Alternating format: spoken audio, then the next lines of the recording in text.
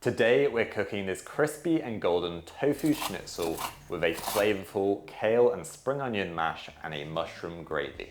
Not long ago, if a meal didn't contain meat or fish, I'd very much see it as incomplete, but now not a single meal I eat contains animals and they're still satisfying and healthy. This dish we're cooking today is truly comfort food at its best, so let's get cooking. I like to use an extra firm tofu for the schnitzel so that it holds up when we fry it. And we'll slice it into thin slabs about 2 centimeters thick, maybe even slightly thinner. This is quite a small block of tofu, but if you can get a larger one, then that's what I prefer to use. So we've got 5 nice slabs of tofu there. Not only does this taste just as good as the meat version, it's also healthier. Tofu is rich in protein, calcium, copper, and selenium. You may notice when reading tofu packets that it's quite high in fat, but this is the heart-healthy polyunsaturated type. We're going to make a really salty and rich stock. I'm using this vegan beef stock cube here. I believe the brand is called Oxo. I'm also adding in some dark soy sauce to give it even more umami flavor and ensure it's nice and salty, which will help season the tofu, but also make it really lovely and firm. One of the most important things you can do to improve your tofu cooking is to season it from within and not just on the outside. Either through marinating, which personally I only find works if you've previously frozen the tofu and then defrosted it so that it opens up the pores. Or my favorite method is to boil it in salty water or a salty stock, which is going to move the unseasoned water out of the tofu and the seasoned water into the tofu. So just add your stock to a small pan and we're going to bring it to a simmer. And we're just going to gently add in our tofu.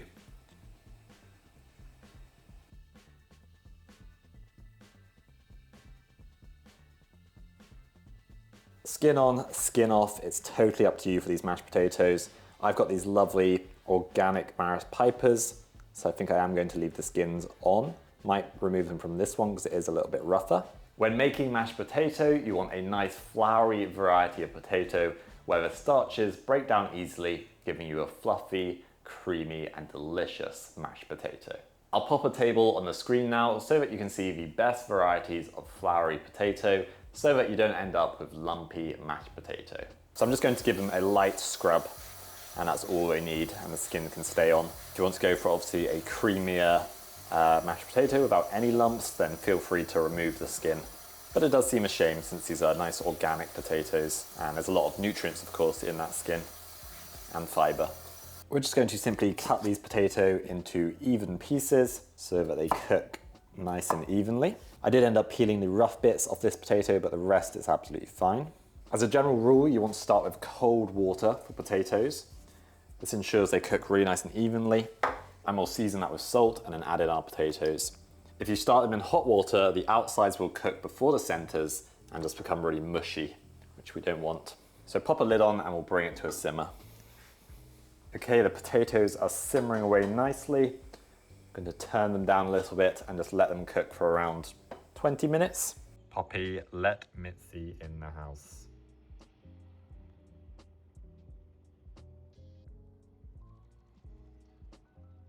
To bread the tofu, we're going to make a quick batter. I'm going to be using plain flour and corn flour, but most flours will work. Chickpea flour works quite well. It's up to you. We'll do a light seasoning in here. I'm going to season the breadcrumbs quite heavily.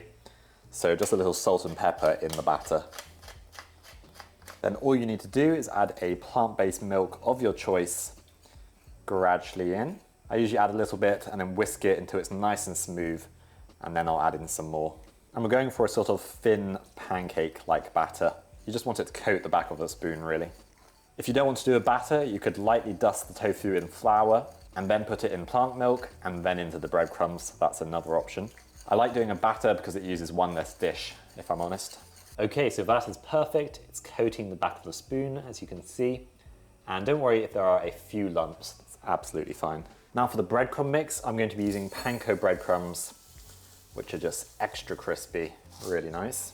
Then for seasonings, I'm going for some granulated garlic, granulated onion, some dried thyme for a little herby goodness, smoked paprika for that lovely peppery, sort of roast pepper flavor.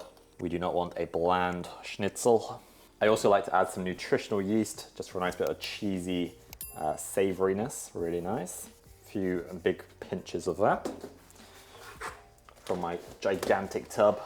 And then last but not least, we'll add a good pinch of salt, kosher salt I'm using, and some black pepper. And then just mix that all up until well combined. Although a schnitzel typically doesn't have much seasoning in the breadcrumbs, because tofu can be slightly bland, of course less so now that we've cooked it in that vegan beef stock, it just helps to add in a little extra seasoning.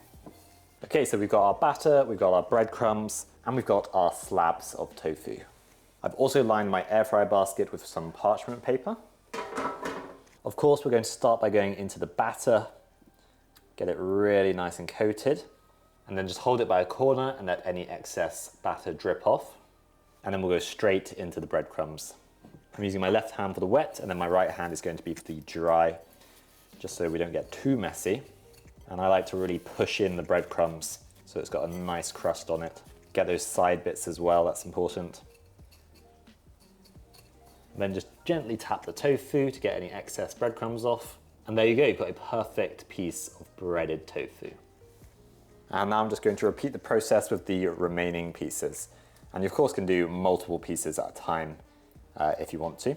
If you've got leftover batter and breadcrumbs, absolutely fine. The batter can go into the fridge and the breadcrumbs can go in the tub and just stay at room temperature.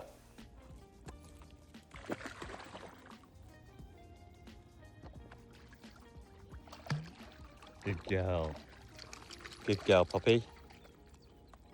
I'm going to spray the tofu with some olive oil just to help it get lovely and crispy. And then flip it over and do the same thing. You could just brush it on if you wanted to. I expect the oil in this spray bottle isn't the best quality, but this is a bit of a treat meal, so I'm not going to worry too much. And I'm going to air fry this at 200 degrees until it's beautifully golden and crispy. Golden, crispy, and I assure you it's going to be seasoned from within and on the outside. Just look at that, and let's check for the crisp factor. Oh yeah, that's sounding good.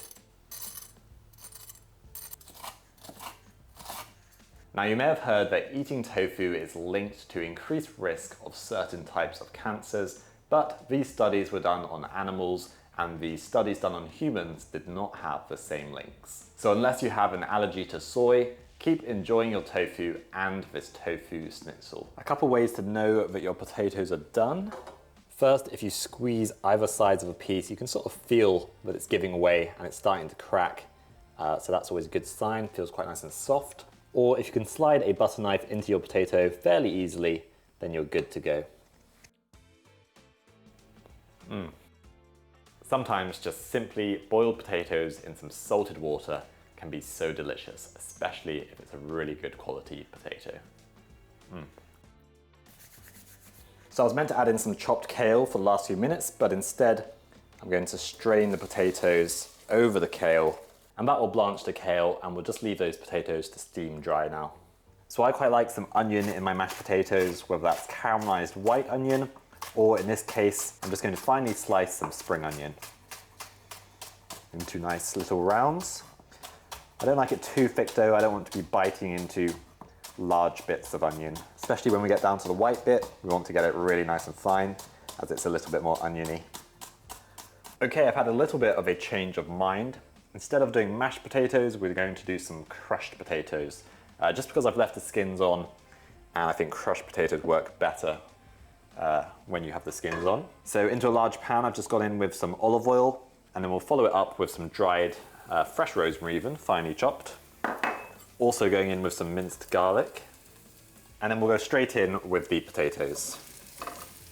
Smells incredible, the garlic and rosemary releasing their aromas.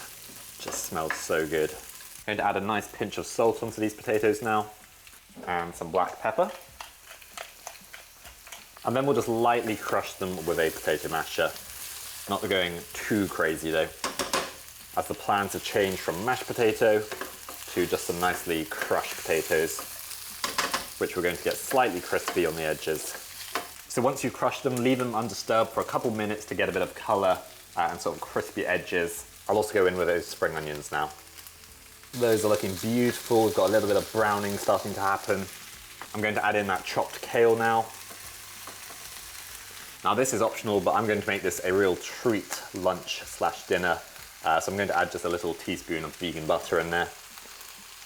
A little bit more black pepper, just because I really like it with potatoes.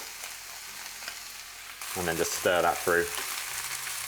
And there you have some really flavoursome crushed potatoes. These are going to be so delicious. Not doing anything fancy with the mushrooms, we're just going to slice them up. These are nice chestnut mushrooms, and yeah, just slicing them. Not too thin so that they dry out, and also not too thick so that they take ages to cook. The mushrooms we're just going to fry in some olive oil. Get them nice and golden and caramelized. When you're cooking mushrooms, you don't want to add in the salt at the beginning, as that's going to draw out the moisture, and then they'll just start steaming rather than frying. And then while they're cooking, I'm going to add some lovely woody and fragrant fresh thyme, which I've just finely chopped. Goes really well with mushrooms. These are looking really nice now. I'm going to add a touch of vegan butter. If you don't want to add it, that's absolutely fine.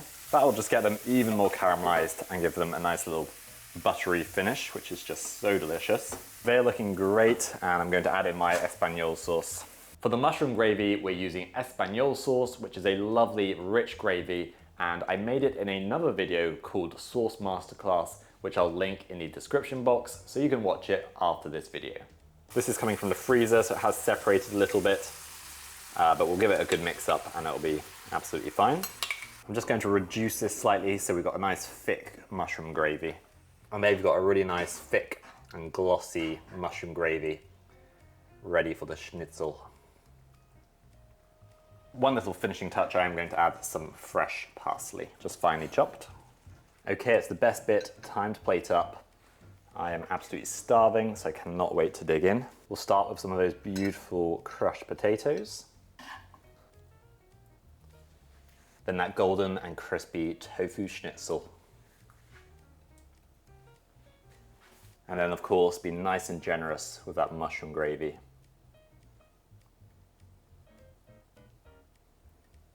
Plating up food was never my strong point, but we tried our best.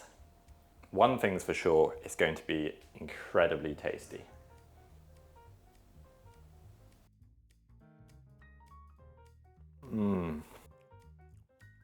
The batter on that schnitzel is just so crispy, really tasty.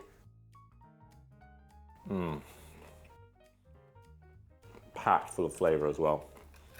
This truly is a dish to impress with. If you've got friends or family coming round, cook them this and they will absolutely love it, I promise you that. The tofu schnitzel is beautifully seasoned from within, and then that crust is just so good. You've got the spices and the herbs in there to give it another boost of flavour.